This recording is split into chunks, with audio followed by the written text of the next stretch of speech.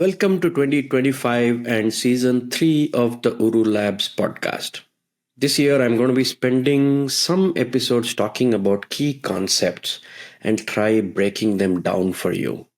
We'll still have guests, of course, but there's a lot I learned over the last 2 years, and I'm sure you have as well from the guests we have already had, that I thought I should try and explain a little bit. Not a masterclass, I'll leave that to the experts. They'll still come on and help you explain a lot.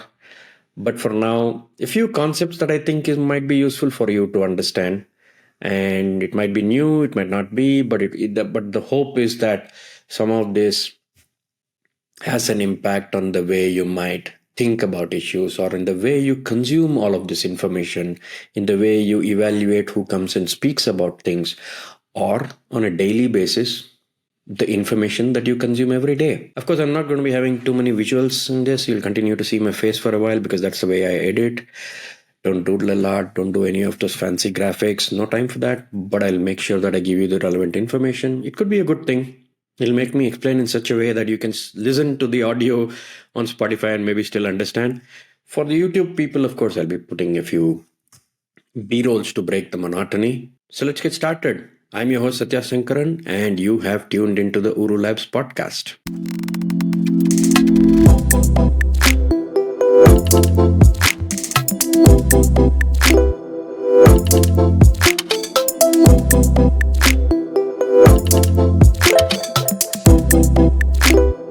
Okay, today I want to talk to you about something called updating your Bayesian priors.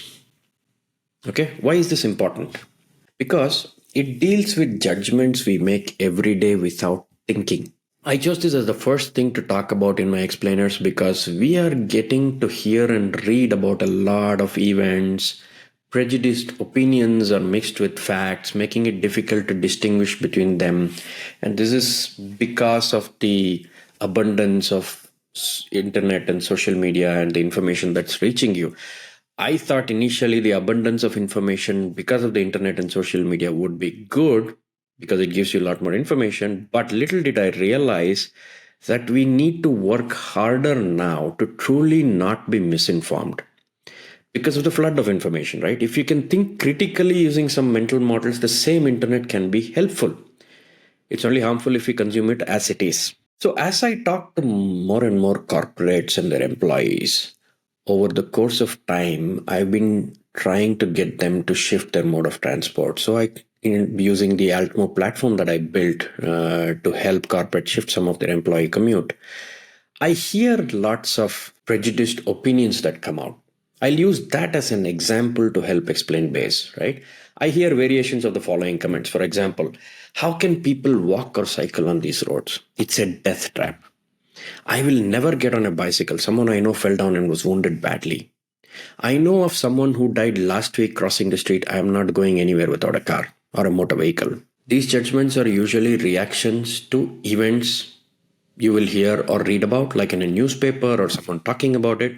It's not that the incident did not happen, but the broad judgment on its efficacy comes from a prior opinion you may have formed about walking and cycling based on something else you've heard. Thomas Bayes was an English statistician who came up with a theorem called Bayes' theorem. This theorem came out of his work on what is called statistical inference.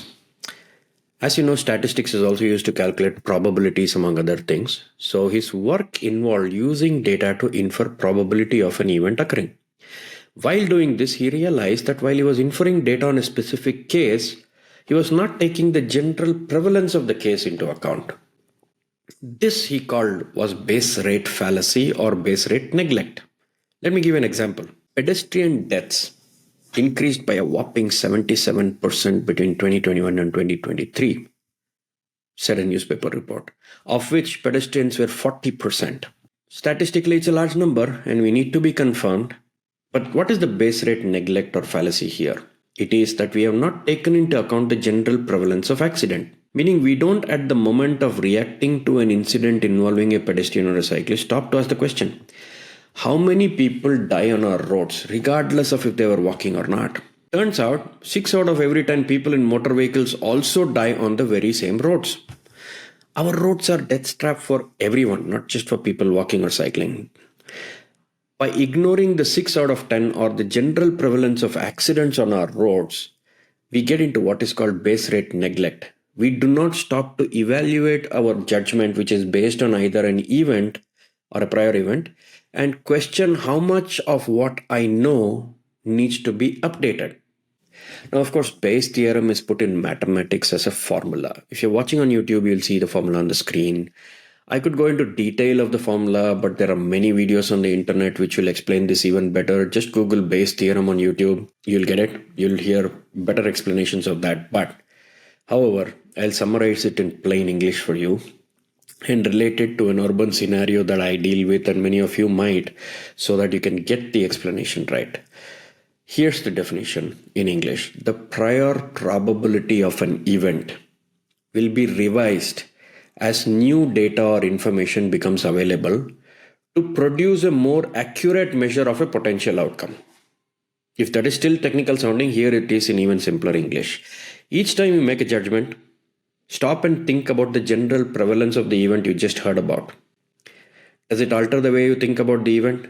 It need not, but it might. You might come to a different conclusion about the event itself and the conclusions that come after it. So, what does this practically mean for you and me? In the accident case, it is true that 4 out of 10 people who died in Bengaluru were pedestrians, but 6 more died on the streets, even though they covered themselves with metallic boxes and motor engines that make you seem invincible. What will you conclude? One of the two, that you will not walk or cycle anymore because you don't want to be the 4 out of the 10 people, and take the motor vehicle and be among the higher probability of the 6 of the 10 who died, which is counterintuitive.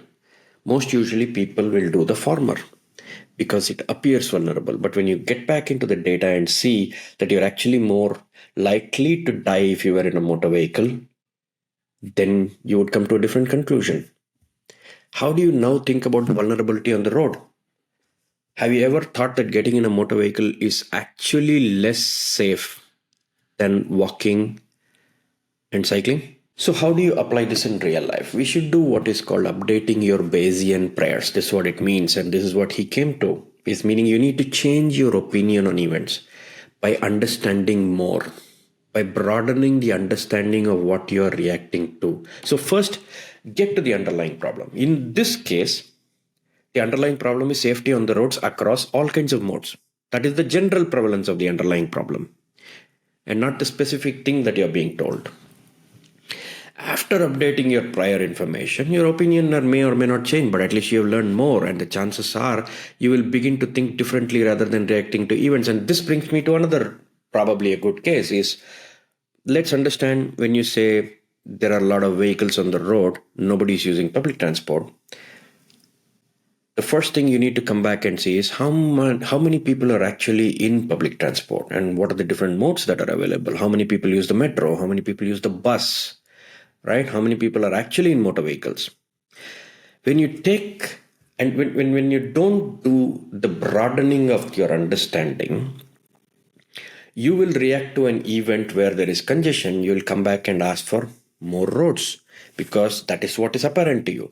But when you go back and understand that almost 70% of the people in the city use public transport, and a lot of them are walking and cycling, then you start understanding, well, probably we are not allocating our resources where it needs to go. And even in public transport, a lot more people, 4 to 5 times more people use the bus rather than the metro. But you see the metro being full and you think that is what you need to commission, but then there's a lot more people on the bus. So when you start understanding more about the issue and updating your general prevalence of traffic and people's choices in general, then you start making different decisions. But if you focus on only the road congestion alone, then you'll make only a decision based on that. So updating your Bayesian priors involves stepping away from looking at the congestion of motor vehicles and looking at the general prevalence of transportation and the choices that are being made, and then tweak it to efficiencies. Maybe you will come to a different conclusion. And this is why Bayesian priors are very important. And I wanted to use that as the first thing that we do. Of course, safety is a public good. I'll do an episode on what is a public good. In it is not what you think it is. In one of the future episode, I'll do it is not what you think it is. A road, for example, is actually not a public good, even though it is used by the public. But that's a technical thing. I'll help you understand that in some other class.